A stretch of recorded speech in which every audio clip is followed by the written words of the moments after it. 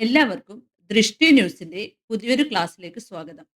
പഞ്ചവത്സര പദ്ധതികൾ അല്ലെങ്കിൽ 5 ഇയർ പ്ലാൻസ് എന്ന ടോപ്പിക്കിനെ കുറിച്ചുള്ള കീ പോയിന്റ്സ് ആണ് ഇന്നത്തെ ഈ ക്ലാസ്സിൽ ഉള്ളത്.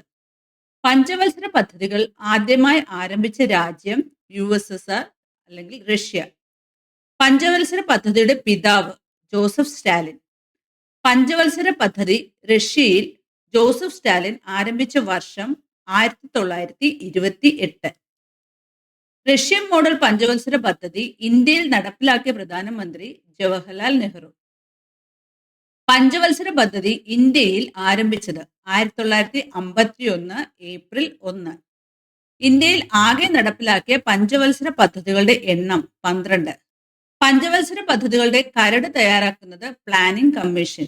പഞ്ചവത്സര പദ്ധതികൾക്ക് അന്തിമ അനുമതി നൽകുന്നത് ദേശീയ വികസന സമിതി NDC. ഒന്നാം പഞ്ചവത്സര പദ്ധതി. ഒന്നാം പഞ്ചവത്സര പദ്ധതിയുടെ കാലയളവ് 1951 മുതൽ 1956 വരെ. ഏപ്രിൽ 1 മുതൽ 1951 ഏപ്രിൽ 1 മുതൽ 1956 മാർച്ച് 31 വരെ ഒന്നാം പഞ്ചവത്സര പദ്ധതി നടപ്പിലാക്കുമ്പോൾ ഇന്ത്യൻ പ്രധാനമന്ത്രി ജവഹർലാൽ നെഹ്റു ആയിരുന്നു. ഒന്നാം പഞ്ചവത്സര പദ്ധതിയുടെ ആമുഖം തയ്യാറാക്കിയത് KN രാജ്. ഒന്നാം പഞ്ചവത്സര പദ്ധതിയുടെ ഭാഗമായ മലയാളി KN രാജ്. ഒന്നാം പഞ്ചവത്സര പദ്ധതിയുടെ മാതൃക ഹരോൾഡ് ഡോമ മാതൃക. കാർഷിക പദ്ധതി എന്നറിയപ്പെടുന്ന പഞ്ചവത്സര പദ്ധതി ഒന്നാം പഞ്ചവത്സര പദ്ധതി. ഒന്നാം പഞ്ചവത്സര പദ്ധതി കൂടുതൽ പ്രാധാന്യം കൊടുത്ത മേഖലകൾ കൃഷി, ജലസേചനം, വൈദ്യുതി, കുടുംബാസൂത്രണം. ഒന്നാം പഞ്ചവത്സര പദ്ധതിയുടെ കാലത്ത് നിർമ്മിക്കപ്പെട്ട ഡാമുകൾ ഹിരാക്കുഡ് അണക്കെട്ട്, ഹക്രാനങ്കൽ അണക്കെട്ട്, ദാമോദർ വാലി അണക്കെട്ട്, മേട്ടൂർ അണക്കെട്ട്. UGC സ്ഥാപിതമായത് ഒന്നാം പഞ്ചവത്സര പദ്ധതിയുടെ കാലത്താണ്. UGC സ്ഥാപിതമായ വർഷം 1953. ഒന്നാം പഞ്ചവത്സര പദ്ധതിയുടെ കാലത്ത് നിലവിൽ വന്ന IIT-കളുടെ എണ്ണം 5. ഒന്നാം പഞ്ചവത്സര പദ്ധതിയുടെ കേരളത്തിനായുള്ള ഏക സംഭാവനയാണ് തോട്ടപ്പള്ളി സ്പിൽവേ. 1955 തോട്ടപ്പള്ളി സ്പിൽവേ നിർമ്മിച്ചത്. അടുത്തത് രണ്ടാം പഞ്ചവത്സര പദ്ധതി. രണ്ടാം പഞ്ചവത്സര പദ്ധതിയുടെ കാലയളവ് 1956 മുതൽ 1961 വരെയാണ്. രണ്ടാം പഞ്ചവത്സര പദ്ധതിയുടെ കാലത്തെ ഇന്ത്യൻ പ്രധാനമന്ത്രി ജവഹർലാൽ നെഹ്റു. രണ്ടാം പഞ്ചവത്സര പദ്ധതി മാതൃക മഹാലനോബിസ് മാതൃക. രണ്ടാം പഞ്ചവത്സര പദ്ധതി കൂടുതൽ പ്രാധാന്യം കൊടുത്തത് വൻ വ്യവസായങ്ങൾക്കായിരുന്നു. അതുകൊണ്ട് തന്നെ വ്യാവസായിക പ്ലാൻ എന്നാണ് രണ്ടാം പഞ്ചവത്സര പദ്ധതി അറിയപ്പെടുന്നത്. Bhilai steel plant Chhattisgarh Soviet യൂണിയന്റെ സഹായത്തോടെ രണ്ടാം പഞ്ചവത്സര പദ്ധതി കാലത്താണ് നിർമ്മിക്കപ്പെട്ടത്. അടുത്ത സ്റ്റീൽ പ്ലാന്റ് ദുർഗാപൂർ വെസ്റ്റ് ബംഗാളിൽ ബ്രിട്ടന്റെ സഹായത്തോടെ നിർമ്മിക്കപ്പെട്ടു. റൂർക്കേല സ്റ്റീൽ പ്ലാന്റ് ജർമ്മനിയുടെ സഹായത്തോടെ ഒഡീഷയിൽ നിർമ്മിക്കപ്പെട്ടു. മൂന്നാം പഞ്ചവത്സര പദ്ധതി. മൂന്നാം പഞ്ചവത്സര പദ്ധതിയുടെ കാലയളവ് 1961 മുതൽ 1966 വരെ. മൂന്നാം പഞ്ചവത്സര പദ്ധതി കാലയളവിൽ പ്രധാനമന്ത്രിയായ വ്യക്തികൾ ജവഹർലാൽ നെഹ്റു, ഗുൽസാരിലാൽ നന്ദ, ലാൽ ബഹദൂർ ശാസ്ത്രി, ഇന്ദിരാഗാന്ധി. ഗാഡ്ഗിൽ യോജന എന്നറിയപ്പെടുന്ന പഞ്ചവത്സര പദ്ധതി മൂന്നാം പഞ്ചവത്സര പദ്ധതി. മൂന്നാം പഞ്ചവത്സര പദ്ധതി കൂടുതൽ പ്രാധാന്യം കൊടുത്തത് കൃഷിക്കും വ്യവസായത്തിനും. മൂന്നാം പഞ്ചവത്സര പദ്ധതിയുടെ കാലയളവിൽ ഉണ്ടായ യുദ്ധങ്ങൾ ഇന്ത്യ ചൈന യുദ്ധം 1962, ഇന്ത്യ പാക് യുദ്ധം 1965. ഹരിത വിപ്ലവത്തിന് തുടക്കം കുറിച്ച പഞ്ചവത്സര പദ്ധതി മൂന്നാം പഞ്ചവത്സര പദ്ധതി. ഹരിത വിപ്ലവത്തിന് 2 ഘട്ടങ്ങളാണ് ഉള്ളത്. ഒന്നാം ഘട്ടം 1960 മുതൽ 1970 വരെയും രണ്ടാം ഘട്ടം 1970 മുതൽ 1980 വരെയുമാണ്. ഇന്ത്യൻ ഹരിത വിപ്ലവത്തിന്റെ പിതാവ് MS സ്വാമിനാഥൻ. ഇന്ത്യയിൽ ഹരിത വിപ്ലവത്തിന് നേതൃത്വം കൊടുത്ത കൃഷിമന്ത്രി C സുബ്രഹ്മണ്യം. ഇന്ത്യയുടെ milk man doctor Varghese Kurien. National dairy development board സ്ഥാപിതമായത് മൂന്നാം പഞ്ചവത്സര പദ്ധതിയുടെ കാലത്താണ്. ക്ഷീരോത്പാദനം വർദ്ധിപ്പിക്കുന്നതിനായി വർഗീസ് കുര്യന്റെ നേതൃത്വത്തിലാണ് നാഷണൽ ഡയറി ഡെവലപ്മെന്റ് ബോർഡ് സ്ഥാപിതമായത്? മൂന്നാം പഞ്ചവത്സര പദ്ധതിയുടെ കാലത്താണ് ബൊക്കാറോ സ്റ്റീൽ പ്ലാന്റ് സ്ഥാപിതമായത്. 1964 നിർമ്മാണം ആരംഭിക്കുകയും 1972 പ്രവർത്തനം ആരംഭിക്കുകയും ചെയ്തു. ബൊക്കാറോ സ്റ്റീൽ പ്ലാന്റ് ജാർഖണ്ഡ് സംസ്ഥാനത്താണ് ഉള്ളത്. സോവിയറ്റ് യൂണിയന്റെ സഹകരണത്തോടുകൂടിയാണ് ബൊക്കാറോ സ്റ്റീൽ പ്ലാന്റ് സ്ഥാപിച്ചത്. മൂന്നാം പഞ്ചവത്സര പദ്ധതി ലക്ഷ്യമിട്ട് സാമ്പത്തിക വളർച്ചാ നിരക്ക് 5.6% എന്നാൽ മൂന്നാം പഞ്ചവത്സര പദ്ധതിയിലൂടെ നേടാൻ കഴിഞ്ഞ സാമ്പത്തിക വളർച്ച 2.8% മാത്രമായിരുന്നു. ഇന്ത്യയിൽ നടപ്പിലാക്കിയ 12 പഞ്ചവത്സര പദ്ധതികളിൽ ഏറ്റവും കുറവ് സാമ്പത്തിക വളർച്ച കൈവരിച്ച പഞ്ചവത്സര പദ്ധതിയാണ് മൂന്നാം പഞ്ചവത്സര പദ്ധതി. അതുകൊണ്ട് തന്നെ മൂന്നാം പഞ്ചവത്സര പദ്ധതി ഒരു വൻ പരാജയമായിട്ടാണ് കണക്കാക്കപ്പെടുന്നത്. മൂന്നാം പഞ്ചവത്സര പദ്ധതി പരാജയപ്പെടാനുള്ള പ്രധാന കാരണങ്ങളായിരുന്നു ഇന്ത്യ ചൈന യുദ്ധവും ഇന്ത്യ പാക് യുദ്ധവും. പഞ്ചായത്ത് ഇലക്ഷൻ ആരംഭിച്ചത് മൂന്നാം പഞ്ചവത്സര പദ്ധതി കാലത്താണ്. മൂന്നാം പഞ്ചവത്സര പദ്ധതിക്ക് ശേഷം വാർഷിക പദ്ധതികളാണ് നിലവിൽ വന്നത്. അത് 1966 മുതൽ 1969 വരെയായിരുന്നു. മൂന്നാം പഞ്ചവത്സര പദ്ധതിയുടെ പരാജയവും ഇന്ത്യ പാക് യുദ്ധവും കാരണം നാലാം പഞ്ചവത്സര പദ്ധതി ആരംഭിക്കുവാൻ സാധിച്ചില്ല. തുടർന്ന് ആസൂത്രണ കമ്മീഷൻ പഞ്ചവത്സര പദ്ധതികൾക്ക് പകരം 3 വാർഷിക പദ്ധതികൾക്കാണ് രൂപം നൽകിയത്. മൂന്നാം പഞ്ചവത്സര പദ്ധതിയുടെ പരാജയത്തെ തുടർന്ന് നടപ്പിലാക്കിയ പദ്ധതി വാർഷിക പദ്ധതി. വാർഷിക പദ്ധതി അറിയപ്പെടുന്നത് 1966 മുതൽ 69 വരെയുള്ള വാർഷിക പദ്ധതി അറിയപ്പെടുന്നത് പ്ലാൻ ഹോളിഡേ എന്നാണ്. പ്ലാൻ ഹോളിഡേ നടപ്പിലാക്കുമ്പോൾ ഇന്ത്യൻ പ്രധാനമന്ത്രി ഇന്ദിരാഗാന്ധിയായിരുന്നു. നാലാം പഞ്ചവത്സര പദ്ധതി. നാലാം പഞ്ചവത്സര പദ്ധതിയുടെ കാലയളവ് 1969 മുതൽ 1974 വരെയാണ്. 1969 നാലാം പഞ്ചവത്സര പദ്ധതി കാലത്താണ് 14 ബാങ്കുകൾ ഇന്ദിരാഗാന്ധി ദേശസാൽക്കരിച്ചത്. അപ്പോൾ 14 ബാങ്കുകൾ ദേശസാൽക്കരിച്ചത് നാലാം പഞ്ചവത്സര പദ്ധതിയുടെ കാലത്താണ് 1969. Ashok Rudra and Alan S Manne model എന്നാണ് നാലാം പഞ്ചവത്സര പദ്ധതി അറിയപ്പെടുന്നത്. ഗാഡ്ഗിൽ മോഡൽ എന്നും നാലാം പഞ്ചവത്സര പദ്ധതി അറിയപ്പെടുന്നുണ്ട്.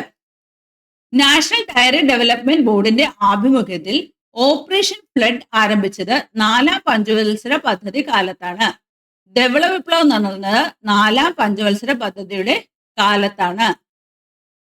പൊക്രാനിൽ ആണവ പരീക്ഷണം നടത്തിയത് 1974 മെയ് 18 മൂന്നാം പഞ്ചവത്സര പദ്ധതിയുടെ കാലത്ത്. പൊക്രാനിൽ നടത്തിയ ആണവ പരീക്ഷണത്തിന്റെ കോഡായിരുന്നു ഓപ്പറേഷൻ സ്മൈലിംഗ് ഗുപ്ത. കിഴക്കൻ പാകിസ്ഥാൻ എന്നറിയപ്പെട്ടിരുന്നത് ബംഗ്ലാദേശ്. ബംഗ്ലാദേശ് രൂപീകരണവുമായി ബന്ധപ്പെട്ട് ഇന്ത്യയും പാകിസ്ഥാനും തമ്മിൽ യുദ്ധം നടന്നത് 1971 ആയിരുന്നു. നാലാം പഞ്ചവത്സര പദ്ധതിയെ പ്രതികൂലമായി ബാധിച്ച ഘടകങ്ങൾ 1971 ഇന്ത്യ പാക് യുദ്ധവും അതിനെ തുടർന്ന് ബംഗ്ലാദേശിൽ നിന്നുള്ള അഭയാർത്ഥി പ്രവാഹവുമായിരുന്നു നാലാം പഞ്ചവത്സര പദ്ധതിയെ പ്രതികൂലമായി ബാധിച്ച ഘടകങ്ങൾ. നാലാം പഞ്ചവത്സര പദ്ധതിയിലൂടെ ലക്ഷ്യമിട്ട സാമ്പത്തിക വളർച്ചാ നിരക്ക് 5.6% എന്നാൽ പദ്ധതിയിലൂടെ കൈവരിക്കാൻ സാധിച്ചത് 3.3% സാമ്പത്തിക വളർച്ചാ നിരക്ക് മാത്രമായിരുന്നു. ഇന്ത്യൻ ബഹിരാകാശ ഗവേഷണ സ്ഥാപനം ISRO സ്ഥാപിതമായത് 1969 നാലാം പഞ്ചവത്സര പദ്ധതി കാലത്താണ്. അഞ്ചാം പഞ്ചവത്സര പദ്ധതി. അഞ്ചാം പഞ്ചവത്സര പദ്ധതിയുടെ കാലയളവ് 1974 മുതൽ 1979 വരെയാണ്. അഞ്ചാം പഞ്ചവത്സര പദ്ധതിയുടെ പ്രധാന ലക്ഷ്യങ്ങളായിരുന്നു ദാരിദ്ര്യ നിർമ്മാർജ്ജനവും സ്വാശ്രയത്തിന്റെ പൂർത്തീകരണവും. അഞ്ചാം പഞ്ചവത്സര പദ്ധതിയുടെ കരട് തയ്യാറാക്കിയത് DP ധർ. ഗരീബി ഹഠാവോ എന്ന മുദ്രാവാക്യം ഇന്ദിരാഗാന്ധി മുന്നോട്ട് വെച്ചത് അഞ്ചാം പഞ്ചവത്സര പദ്ധതി കാലത്താണ്. അഞ്ചാം പഞ്ചവത്സര പദ്ധതി കാലത്ത് ആരംഭിച്ച പദ്ധതിയാണ് ജോലിക്ക് പകരം ഭക്ഷണം പദ്ധതി, ട്രൈസം പദ്ധതി. ദാരിദ്ര്യ നിർമ്മാർജ്ജനത്തിനായി അഞ്ചാം പഞ്ചവത്സര പദ്ധതിയുടെ കാലത്ത് 20 ദിന പരിപാടികൾ ഗവൺമെന്റ് നടപ്പിലാക്കി. അഞ്ചാം പഞ്ചവത്സര പദ്ധതിയുടെ നടത്തിപ്പിന് പ്രത്യാഘാതമായത് അടിയന്തരാവസ്ഥ പ്രഖ്യാപനമായിരുന്നു. ഇടയ്ക്ക് വെച്ച് നിർത്തലാക്കപ്പെട്ട പഞ്ചവത്സര പദ്ധതിയാണ് അഞ്ചാം പഞ്ചവത്സര പദ്ധതി. 12 പഞ്ചവത്സര പദ്ധതികളിൽ ഇടയ്ക്ക് വെച്ച് നിർത്തലാക്കപ്പെട്ട ഏക പഞ്ചവത്സര പദ്ധതിയാണ് അഞ്ചാം പഞ്ചവത്സര പദ്ധതി. അഞ്ചാം പഞ്ചവത്സര പദ്ധതി നിർത്തലാക്കിയത് 1978 ഒരു വർഷം മുമ്പേ. 1979 വരെയായിരുന്നു അഞ്ചാം പഞ്ചവത്സര പദ്ധതിയുടെ കാലാവധിയെങ്കിലും അത് പൂർത്തിയാകുന്നതിന് ഒരു വർഷം മുമ്പ് അഞ്ചാം പഞ്ചവത്സര പദ്ധതി നിർത്തലാക്കി. മൊറാർജി ദേശായിയുടെ നേതൃത്വത്തിലുള്ള ജനതാ ഗവൺമെന്റാണ് അഞ്ചാം പഞ്ചവത്സര പദ്ധതി നിർത്തലാക്കിയത്. ഇന്ത്യയിൽ ആദ്യമായി കോൺഗ്രസ് ഇതര പാർട്ടി ഭരണത്തിൽ വന്നത് 1978 ആയിരുന്നു. ജനതാ ഗവൺമെന്റ് ആയിരുന്നു അന്ന് ഭരണത്തിൽ വന്നത്. ജനതാ ഗവൺമെന്റിന്റെ കീഴിൽ മൊറാർജി ദേശായി ആയിരുന്നു പ്രൈം മിനിസ്റ്റർ. അഞ്ചാം പഞ്ചവത്സര പദ്ധതി കാലത്ത് നിലവിൽ വന്ന പ്രധാന പദ്ധതികളാണ് ICDS, integrated child development scheme, Indian national highway system, electricity supply act, minimum needs programme അഥവാ MEP. ഇതെല്ലാം അഞ്ചാം പഞ്ചവത്സര പദ്ധതി കാലത്ത് നിലവിൽ വന്നവയാണ്. അഞ്ചാം പഞ്ചവത്സര പദ്ധതി നിർത്തലാക്കിയതിനു ശേഷം 1978 മുതൽ 1980 വരെ നടപ്പിലാക്കിയ പ്ലാനാണ് റോളിംഗ് പ്ലാൻ. ജനതാ ഗവൺമെന്റ് അഞ്ചാം പഞ്ചവത്സര പദ്ധതി റദ്ദാക്കിക്കൊണ്ട് റോളിംഗ് പ്ലാൻ നടപ്പിലാക്കി. റോളിംഗ് പ്ലാൻ എന്ന ആശയത്തിന്റെ ഉപജ്ഞാതാവ് Gunnar Myrdal. Gunnar Myrdal Nobel prize ജേതാവാണ്. റോളിംഗ് പ്ലാനുമായിട്ട് ബന്ധപ്പെട്ട് ഗുണർ മിർഡാലിന്റെ പ്രശസ്തമായ പുസ്തകമാണ് ഏഷ്യൻ ഡ്രാമ. 1980 അധികാരത്തിൽ വന്ന കോൺഗ്രസ് സർക്കാർ റോളിംഗ് പ്ലാൻ റദ്ദാക്കുകയും ആറാം പഞ്ചവത്സര പദ്ധതി ആരംഭിക്കുകയും ചെയ്തു. അടുത്തത് ആറാം പഞ്ചവത്സര പദ്ധതി. ആറാം പഞ്ചവത്സര പദ്ധതിയുടെ കാലയളവ് 1980 മുതൽ 1985 വരെയാണ്. ഗാന്ധിയൻ മോഡലിലുള്ള പഞ്ചവത്സര പദ്ധതിയാണ് ആറാം പഞ്ചവത്സര പദ്ധതി. ആറാം പഞ്ചവത്സര പദ്ധതികൾ കാലത്ത് ദേശസൽക്കരിച്ച ബാങ്കുകളുടെ എണ്ണം 6. ആറാം പഞ്ചവത്സര പദ്ധതി കാലത്ത് 6 ബാങ്കുകൾ ദേശസൽക്കരിച്ച വർഷം 1980. ആറാം പഞ്ചവത്സര കാലത്ത് നിലവിൽ വന്ന പ്രധാന പദ്ധതികളാണ് RLEGP, rural landless employment guarantee programme, NREP, national rural employment programme, NABARD, national bank for agriculture and rural development. Nehruvian സോഷ്യലിസത്തിന്റെ അവസാനം സംഭവിച്ചത് ആറാം പഞ്ചവത്സര പദ്ധതിയുടെ കാലത്താണ്. ആറാം പഞ്ചവത്സര പദ്ധതിയുടെ കാലത്താണ് നെഹ്റുവിൻ സോഷ്യലിസം എന്ന ആശയത്തിന്റെ അവസാനം സംഭവിച്ചത്. ആറാം പഞ്ചവത്സര പദ്ധതിയുടെ ഒരു ലക്ഷ്യമായിരുന്നു ഫാമിലി പ്ലാന്, കുടുംബാസൂത്രണം. മൊത്തത്തിൽ വളർച്ചയ്ക്കും നവീകരണത്തിനും സാമൂഹ്യ നീതിക്കുമുള്ള പ്രവണതകളെ നിലനിർത്തുന്നതിലും ശക്തിപ്പെടുത്തുന്നതിലും പദ്ധതി വിജയിച്ചിട്ടുണ്ടെന്ന് ആറാം പഞ്ചവത്സര പദ്ധതിയുടെ പ്രവർത്തനത്തെക്കുറിച്ച് വിലയിരുത്തിയത് പ്ലാനിംഗ് കമ്മീഷൻ ആയിരുന്നു. അടുത്തത് ഏഴാം പഞ്ചവത്സര പദ്ധതി. ഏഴാം പഞ്ചവത്സര പദ്ധതിയുടെ കാലയളവ് 1985 മുതൽ 1990 വരെയാണ്. ഏഴാം പഞ്ചവത്സര പദ്ധതിയുടെ പ്രധാന ലക്ഷ്യമായിരുന്നു ഹ്യൂമൻ ക്യാപിറ്റൽ അഥവാ മനുഷ്യ മൂലധനം. NREPയെയും RLEGPയെയും ഒന്നിച്ച് JRY രൂപീകരിച്ചു. JRYയുടെ പൂർണ്ണ രൂപമാണ് ജവഹർ റോസ്ഗാർ യോജന. JRY രൂപീകരിച്ചത് അന്നത്തെ പ്രധാനമന്ത്രിയായിരുന്ന രാജീവ് ഗാന്ധി ആയിരുന്നു. വാർത്താവിനിമയ ഗതാഗത മേഖലകളിൽ ഏറ്റവും കൂടുതൽ പുരോഗതി കൈവരിച്ചത് ഏഴാം പഞ്ചവത്സര പദ്ധതി കാലത്താണ്. ഇന്ത്യൻ IT പിതാവ് അല്ലെങ്കിൽ ഇന്ത്യൻ വിവര സാങ്കേതികതയുടെ പിതാവ് എന്നിങ്ങനെയെല്ലാം അറിയപ്പെടുന്നത് രാജീവ് ഗാന്ധിയാണ്. ഏഴാം പഞ്ചവത്സര പദ്ധതിയുടെയും എട്ടാം പഞ്ചവത്സര പദ്ധതിയുടെയും ഇടയിൽ ഒരു വാർഷിക പദ്ധതി നിലവിൽ വന്നിരുന്നു. 1990 മുതൽ 1992 വരെയായിരുന്നു ഈ വാർഷിക പദ്ധതി. ഈ കാലയളവിലാണ് രാജീവ് ഗാന്ധി കൊല്ലപ്പെട്ടത്. അപ്പോൾ രാജീവ് ഗാന്ധി കൊല്ലപ്പെട്ടത് വാർഷിക പദ്ധതി കാലയളവിലായിരുന്നു. 1991 മെയ് 21 ഗാന്ധിജി കൊല്ലപ്പെട്ടത്. ഈ സമയത്ത് വാർഷിക പദ്ധതിയാണ് ഇന്ത്യയിൽ നടന്നിരുന്നത്, പഞ്ചവത്സര പദ്ധതി അല്ലായിരുന്നു. എട്ടാം പഞ്ചവത്സര പദ്ധതി. എട്ടാം പഞ്ചവത്സര പദ്ധതിയുടെ കാലയളവ് 1992 മുതൽ 97 വരെയാണ്. എട്ടാം പഞ്ചവത്സര പദ്ധതിയുടെ ലക്ഷ്യം ഹ്യൂമൻ ഡെവലപ്മെന്റ്, മനുഷ്യ വികസനം എന്നതാണ് എട്ടാം പഞ്ചവത്സര പദ്ധതിയുടെ ലക്ഷ്യം. എട്ടാം പഞ്ചവത്സര പദ്ധതി പുത്തൻ സാമ്പത്തിക നയത്തിന്റെ അടിസ്ഥാനത്തിലാണ് ആരംഭിച്ചത്. എട്ടാം പഞ്ചവത്സര പദ്ധതി റാവു മൻമോഹൻ മോഡൽ എന്ന് അറിയപ്പെടുന്നു. പുത്തൻ സാമ്പത്തിക നയം അഥവാ NEP നിലവിൽ വന്നത് 1991 വാർഷിക പദ്ധതി കാലത്താണ്. ഇത് ആരംഭിച്ച പ്രധാനമന്ത്രി, പുത്തൻ സാമ്പത്തിക പരിഷ്കാരം ആരംഭിച്ച പ്രധാനമന്ത്രിയായിരുന്നു PV നരസിംഹറാവു. ആ സമയത്തെ ധനമന്ത്രിയായിരുന്നു മൻമോഹൻ സിംഗ്. പ്രധാനമന്ത്രി PV നരസിംഹറാവു, ധനമന്ത്രിയായിരുന്നു മൻമോഹൻ സിംഗ്. PMRY നടപ്പിലാക്കിയത് എട്ടാം പദ്ധതി കാലത്താണ്. PMRYയുടെ ഫുൾ ഫോം ആണ് പ്രൈം മിനിസ്റ്റർ റോസ്ഗാർ യോജന. അത് നിലവിൽ വന്നത് 1993 വിദ്യാസമ്പന്നരായ തൊഴിൽ രഹിതർക്ക് സഹായം നൽകുന്ന പദ്ധതിയാണ് പ്രധാനമന്ത്രി റോസ്ഗാർ യോജന അഥവാ PMRY പദ്ധതി. പഞ്ചായത്ത് രാജ് നിയമം നിലവിൽ വന്നത് എട്ടാം പഞ്ചവത്സര പദ്ധതി കാലത്താണ്. നാഷണൽ സ്റ്റോക്ക് എക്സ്ചേഞ്ച് നിലവിൽ വന്നതും എട്ടാം പഞ്ചവത്സര പദ്ധതി കാലത്താണ്. ഇന്ത്യ വേൾഡ് ട്രേഡ് ഓർഗനൈസേഷനിൽ അംഗത്വം നേടിയത് 1995 എട്ടാം പഞ്ചവത്സര പദ്ധതി കാലത്താണ്.